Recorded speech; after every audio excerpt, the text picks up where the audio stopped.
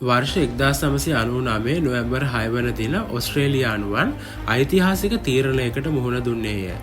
ඒ බ්‍රිතාන්‍ය කිරීටය වෙනුවට රාජ්‍ය නායකයා ලෙස ඔස්ට්‍රේලියානු ජනාධිපතිවරයෙකු පත් කළ ගත යුතුද යන්නයි. මෙම ජනමත විචාරණයෙන් යෝජනා කළේ ඔස්ට්‍රේලියාව ජනරජයක් බවට පරිවර්තනය කිරීම. එනම් බ්‍රිතාන්‍යයෙන් පූර්ණ දේශපාලන නිදහසක් කරා යන පියවරක් සනිටුවන් කරමිනි.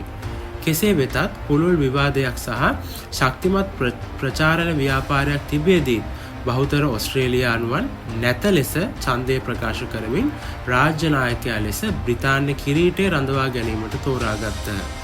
මෙම ජනමත විචාරණයට තුඩුදුන් මැතිවරණ ව්‍යාපාරය තුළින් ඔස්ට්‍රේලියාව ගැඹුරින් බෙදී ගියේය. ජනරජය පිළිගත් ආධාරකරුවන් තර්ක කරේ ඔස්ට්‍රේලියාවට තමන්ගේම රාජ්‍ය නායකයෙකු සිටිය යුතු බවත් එය නූතන ස්වාධීන ජාතියක් ලෙස එහි අනන්‍යතාවය පිළිබිඹු කරන බවත්ය. කෙසේ වෙතත් විරුද්ධවාදීන් විවස්ථාමය වෙනසක නොදන්නා හැඟවුම් ගැන බිය වූ අතර ජනප්‍රිය ඡන්දයෙන් නොව පාර්ලිමේන්තුව හරහා ජනාධිපතිවරයෙකු පත්කර ගැනීමේ යෝජිත ක්‍රමය එහිදී ප්‍රශ්න කළහ. ප්‍රතිඵල ප්‍රකාශයට පත් කරන විට ඔස්ට්‍රේලියානුවන්ගෙන් 55% පමණ වෙනස ප්‍රතික්ෂේප කර දෙවන එලිසබෙත් රැජින යටතේ විවස්ථාමය රාජාණ්ඩුව පවත්වාගෙන යාමට කැමැත්ත පළ කළහ.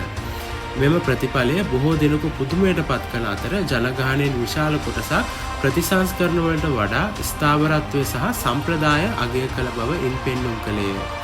ඒ අනුව වර්ෂ 1999 ජනමත විචාරණය ඔස්ට්‍රේලියානු දේශපාලන ඉතිහාසයේ තීරණාත්මක මොහොතක් ලෙස පවතී.